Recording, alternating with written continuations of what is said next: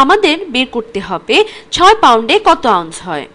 তাহলে আমাদের কাছে 6 পাউন্ড আছে আর তাকে আউন্সে রূপান্তর করব।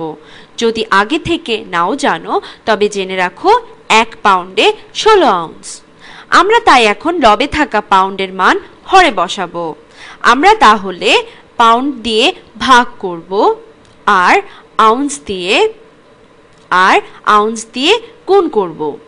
যেহেতু জানি 1 পাউন্ডে 16 আউন্স, তাহলে এখন আমরা গুণ করব।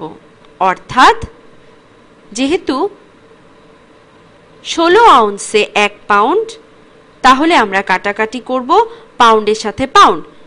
অর্থাৎ এই পাউন্ড আর এই পাউন্ড কাটাকাটি চলে গেলে বাকি থাকে আমাদের কাঙ্ক্ষিত আউন্স। এখন 6 আর 16 গুণ করে দিব।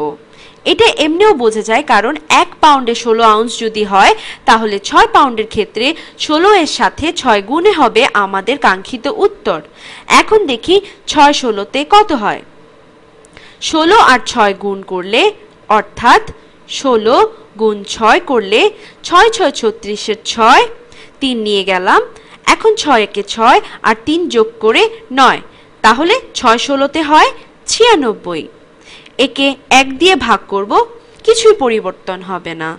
আমাদের বাকি থাকছে আউন্স, একটি বসিয়ে দিলাম, তাহলে 6 পাউন্ডে 96 আউন্স।